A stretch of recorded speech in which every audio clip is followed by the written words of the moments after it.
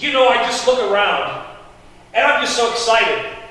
I can't believe it. I just can't believe it. I can't believe what I'm seeing. I can't believe that I'm seeing you. And you'll have to forgive me just a little bit. When I see you, I laugh because you look kind of funny. I look funny too. Can you imagine being born blind? I've been walking around all day, euphoric, just simply looking at the sunshine, looking at the shadows on the ground, looking at the colors on the buildings, and I don't even know what to make of them yet. It's only been a few hours since I received my sight. A man born blind. Do you know what that means?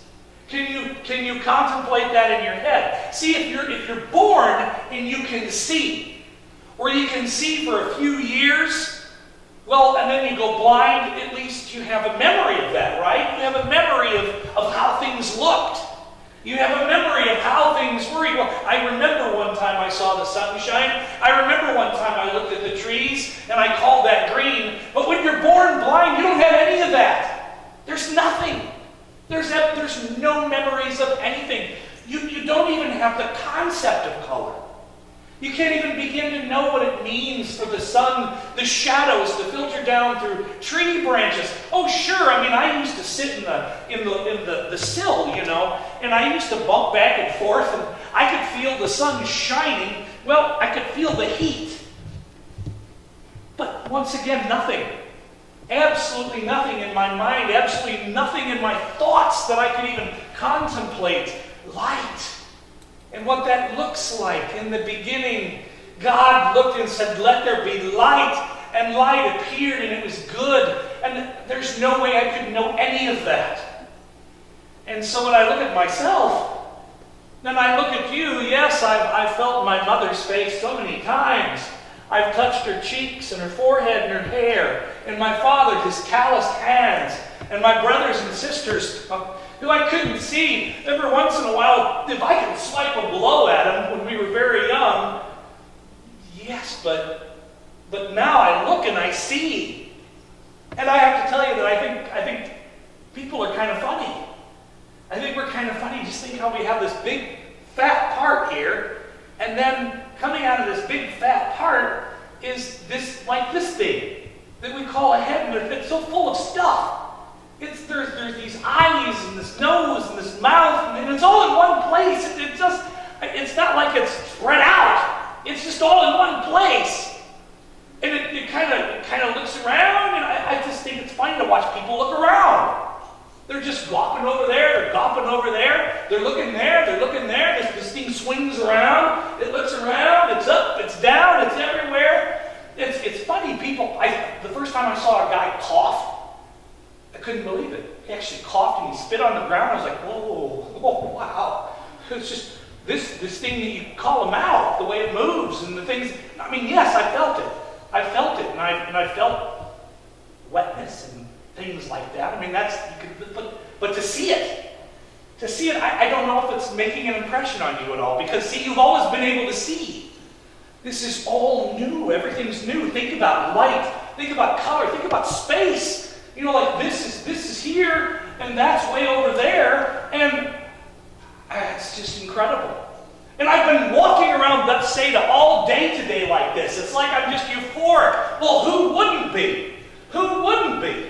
I've met the rabbi of all rabbis. I've met the teacher. I've met Jesus of Nazareth on top of everything else, and I'm sure he's going to be talking to me. I just know he's going to be talking to me in just a bit. I can feel it. I just can feel it. I have that sense of that blindness, where blind folks, they can kind of feel the day. They can feel the day go by, and they can feel the presence of people, even though they're not right there where they can touch them. They can hear the crowds, and they can tell whether they're alone or not, whether they're inside a building. It's marvelous. It's fascinating. But sight, oh my goodness, take all of that, and it's just a totally different world. It's a totally different thing, especially for someone to receive sight who was born blind. I just can't emphasize that enough, how everything is a feast.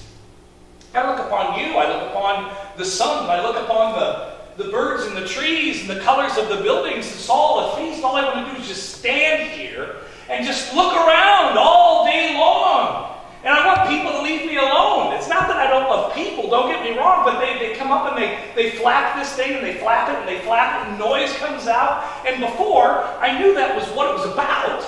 I used to feel my mother's throat and I could feel her talk and I could feel the vibration, but to see it and see it from a distance, it's so funny, especially when a whole bunch of people get together in one place and they're all flapping at the same time. This thing's flapping all at the same time. And you wonder how they can hear one another. It's just blah, blah, blah, blah, blah, blah, blah, blah, blah, blah, blah, blah. It's incredible.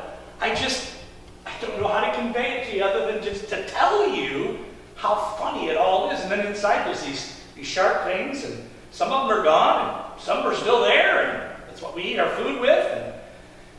And I've seen people smile, and at first it scared the dickens out of me, but then all of a sudden I realized that was a friendly thing, that was a good thing. You know, once again, I had felt my mother's smile a couple of times, and I knew that the corners of her mouth went up.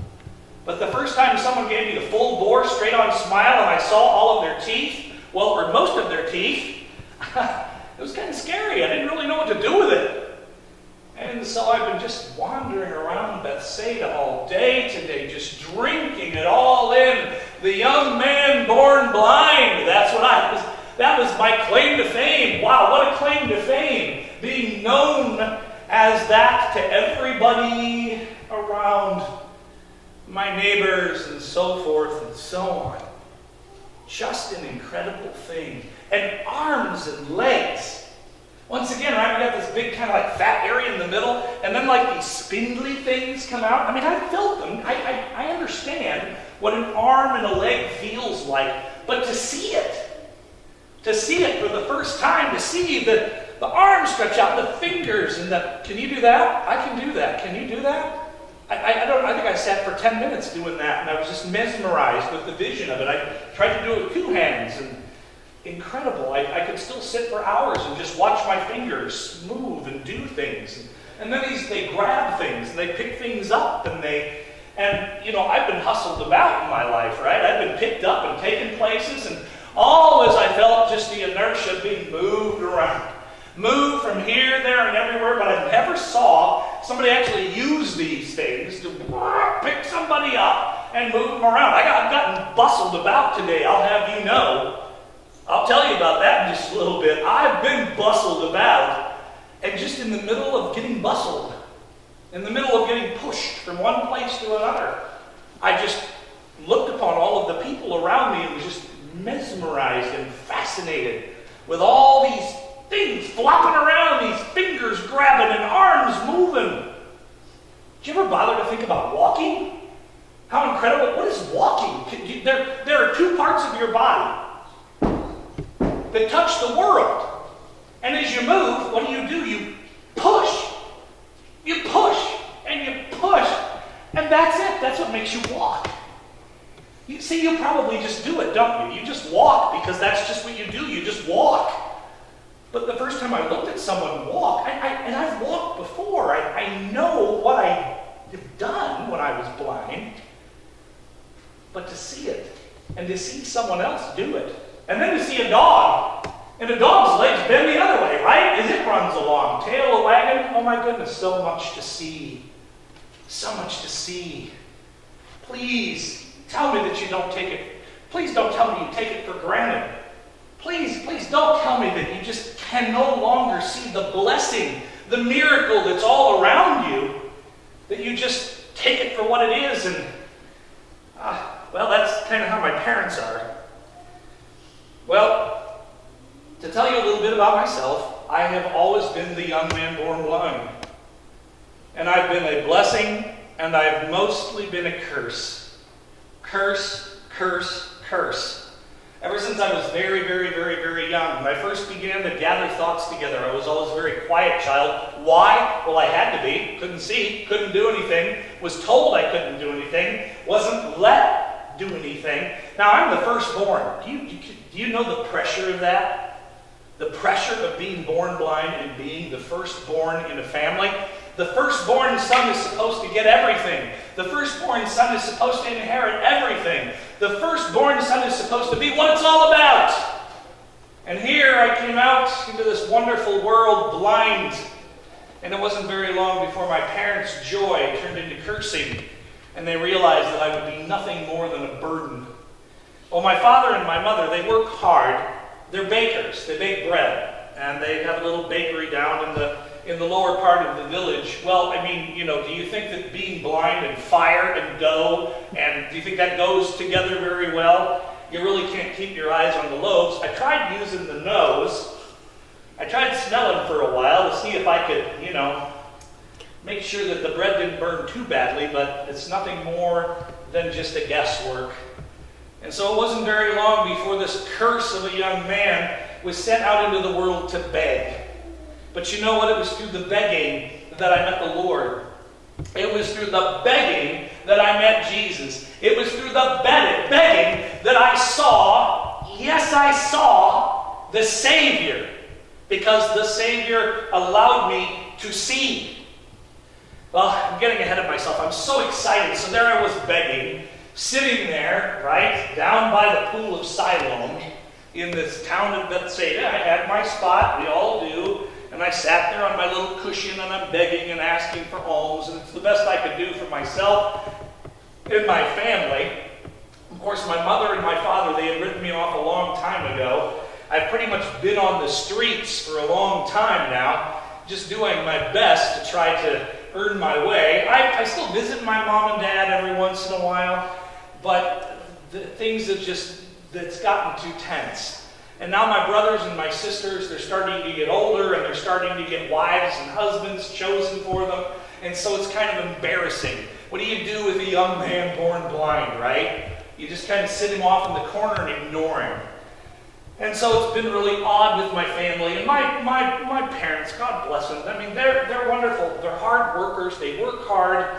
But they're just, well, let's just say they don't have much of a backbone. They just don't stand up as well as others perhaps do. They just kind of go with the flow, so to speak, and they let whatever come their way, well, they take it, and they take it, and they take it. And because of that, frustrations, you can guess, were taken out on me. So there I am doing my begging. And what do I hear? I love to hear the singular piece of absolute ignorance that I hear all of the time. And so here comes Jesus with his disciples. And I don't know which one of his disciples said it, but they come up, and it's funny, when you're blind, people talk around you as though you're not really there. Right? They talk around you as though you're in another room, like you really don't exist. Instead of addressing me, so the disciple says, and I can't remember which one it was, but he goes, so this young man, who sinned, he or his parents, that he was born blind? Now think about it. Think about that. I had heard it all before. It was nothing new. It was the same old, right? Here I am born blind, a young man born blind. Well, who's at fault? Is it he? Did he commit a sin? Or did his parents commit a sin? And you probably know that that's a very common way of thinking, right? There's nothing wrong with that way of thinking. Here we are, what, in this wonderful Roman Empire of ours, and that's the way people think. If something's wrong, it must be because God is punishing them, right? I mean, that's the only thing that makes sense. But it's so ignorant. And it's so, who sinned, this young man or his parents? Well, let's see. I was born blind. Do you think I had much of an opportunity to sin in order to be born blind? So the question itself is kind of stupid if you just think it out. So what? It must be my parents? My parents were the ones who sinned? Well, okay. But, Jesus' disciples, just falling into the common parlance of everything around them. It's a wonder that the great rabbi is even willing to travel with some of them, I think. And so they come up, and I'm sitting there in my frustration. People always wanting a reason. They always want an excuse. They always want to know why. As humans, as people, we just can't take it, can we? When something bad happens, and we go, you know what? That's just the way the world is. Young men are born blind. People starve. Things burn down. I mean, trust me, we as people, we cause most of our calamities, I think, in and of ourselves, being as ridiculous as we are, as the people that we are.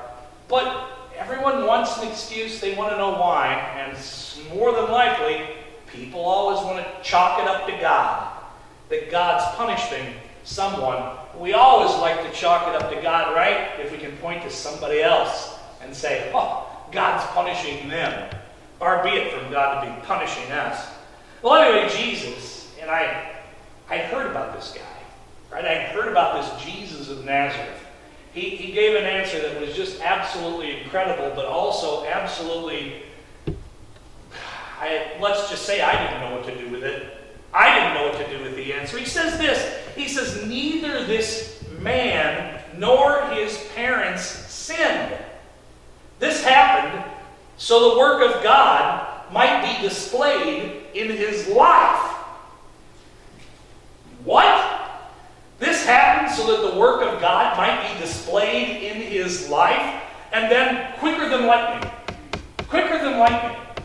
no condemnation, no tearing down, no blame. Jesus isn't coming after me and saying, hey, it's your fault, or hey, it's your parents' fault. Quicker than lightning, I hear the great rabbi spit, and I hear some noise, and before I know, I didn't even ask for it. I didn't even know it was really coming. All of a sudden, I feel over the old man-born blind eyes, I feel this slick, warm smush of mud.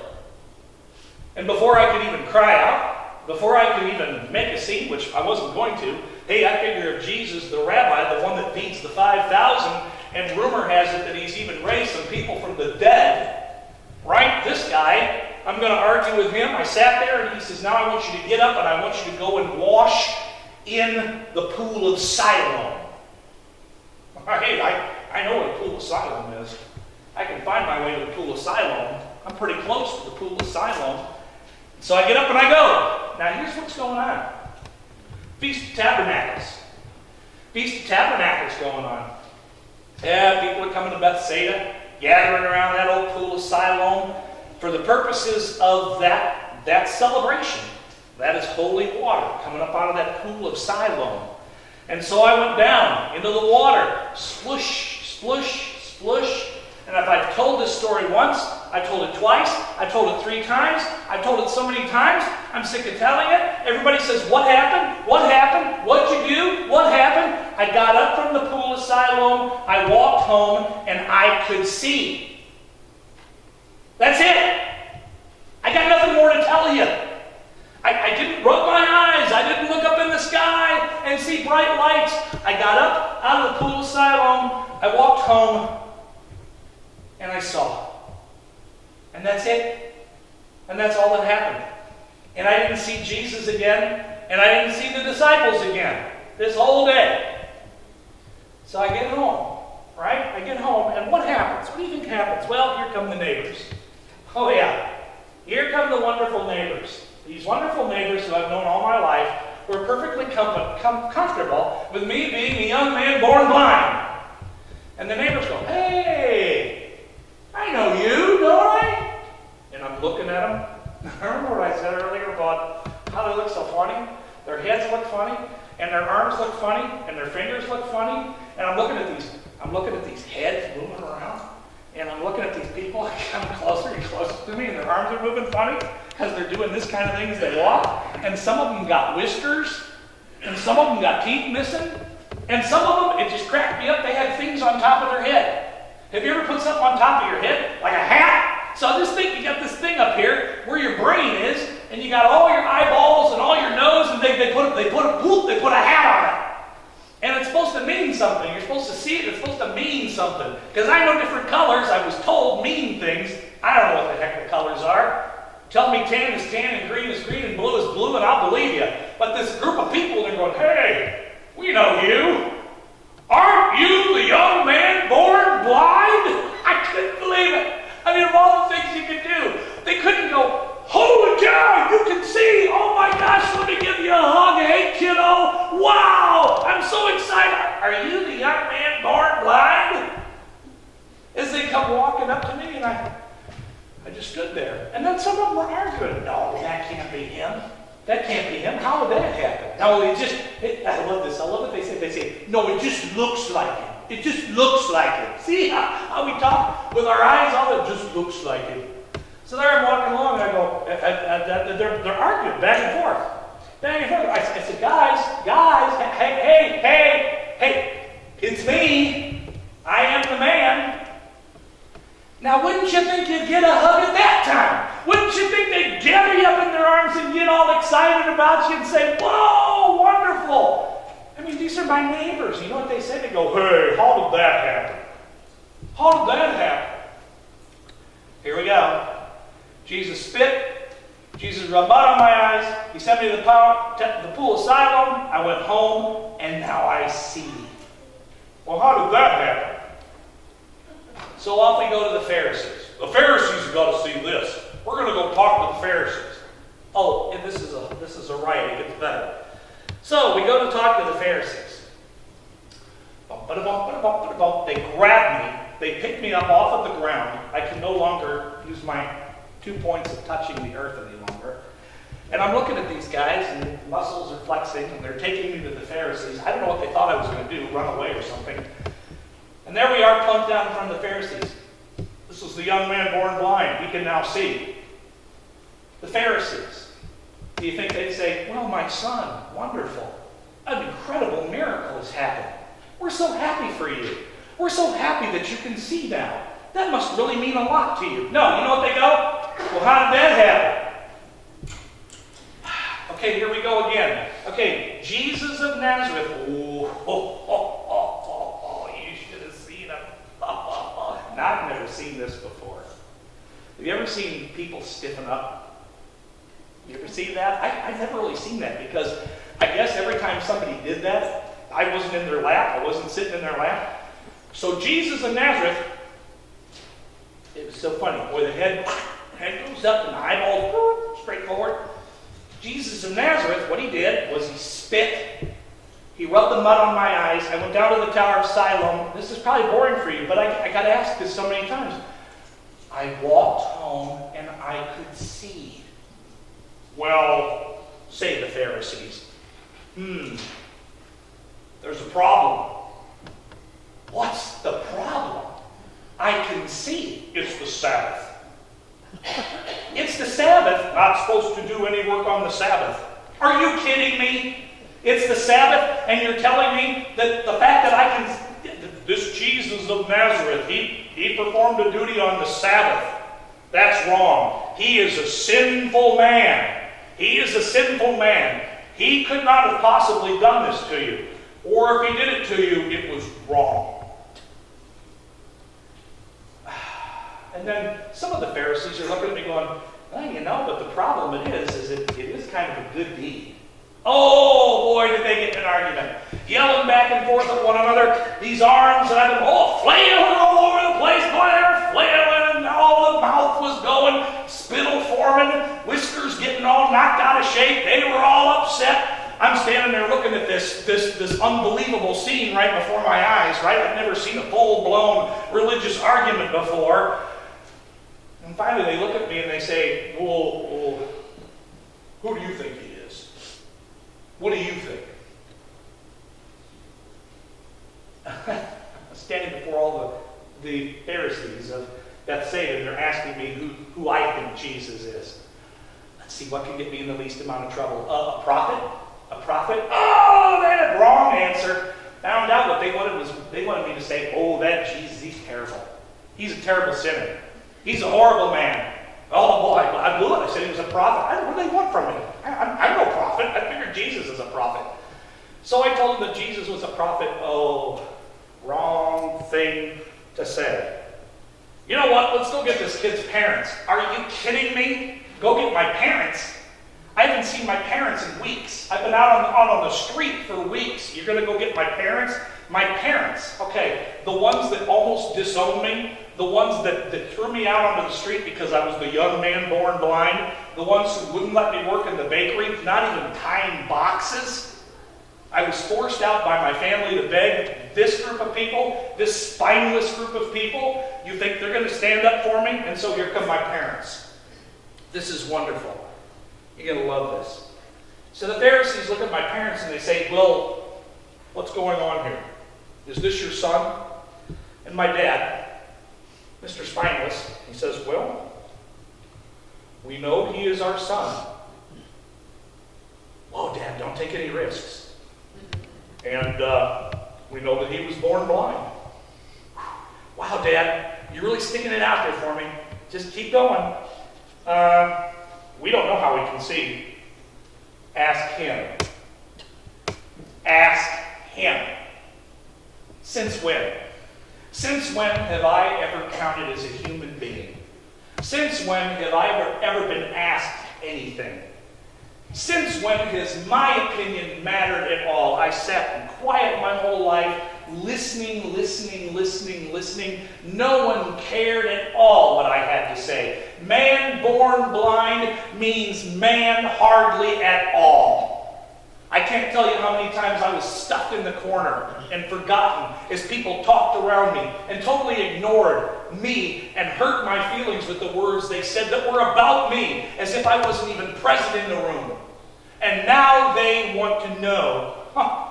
Ask him. Ask him. You see, my parents, they were afraid, deathly afraid of the Pharisees. They were afraid of appearing to side with Jesus because they knew that they would lose their temple privileges if they did so. So, Pharisees, they smell blood in the water right now. Yeah? They see my parents, they see my dad's face, they see my mom's face, they see fear. Pharisees love fear. Pharisees love to prey on people who are afraid because they know that they can just kind of roll them over, right? They can just go right over the top of them. So they come to me and they go, "Now please, give God the glory. Give God the glory. We know that this man is a sinner. This Jesus, this man is a sinner." Yes? Does anyone see my eyes working? Does anyone see me looking around? What do you want from me? What do you people want from me? And by that time, people say, boy, it's a good thing you're young. It's a good thing you're young. You would have gotten in a lot of trouble. I said, sinner or not, I don't know. I don't know whether the guy's a sinner. I don't know if he's not a sinner. But one thing I do know, I was blind, but now I see. I was blind, but now I see.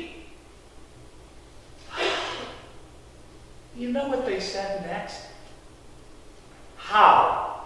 How? What are we going to do? We're going to go over this all over again? How? Okay. Jesus spit in some mud. Jesus took the mud and put it on my eyes. He told me to go down to the pool and then come back. And I walked home. And when I walked home, guess what? I could see.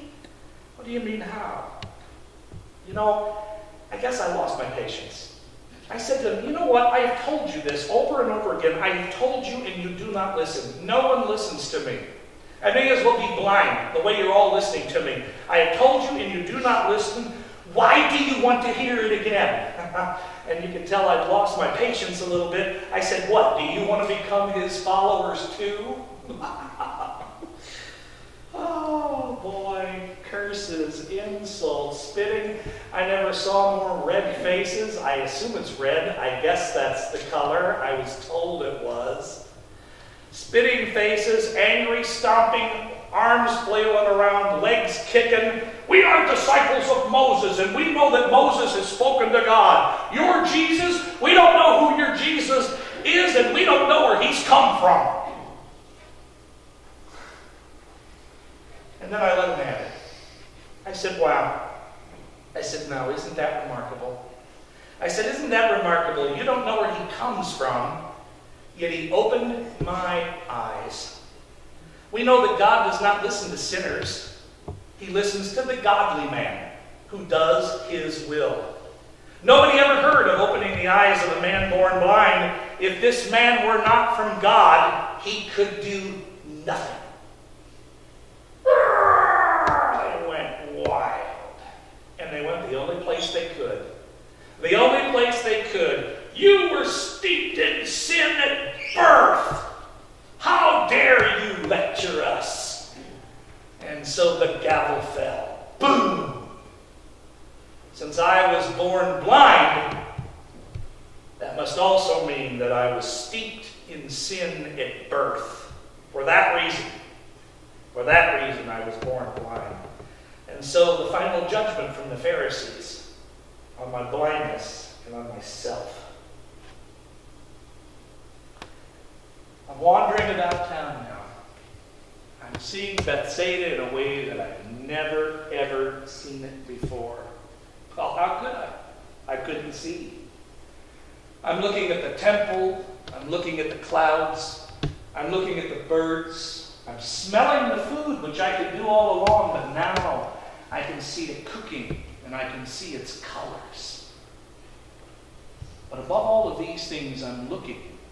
And I'm looking for one thing, and I'm looking for Jesus. I know Jesus is going to find me. I know Jesus is going to come to me later today, and he's going to tell me everything that I need to know. He's going to tell me what I can do for him. And I will. When he comes and he talks to me, and he tells me that he is the Son of Man, the Son of God, I know it in my heart and in my being. There's no other explanation. Then I will have all of my life, and I will have all of my sight ahead of me. He will come. He will talk to me, and I will be his disciple in the ways that I can. No longer will I be silent.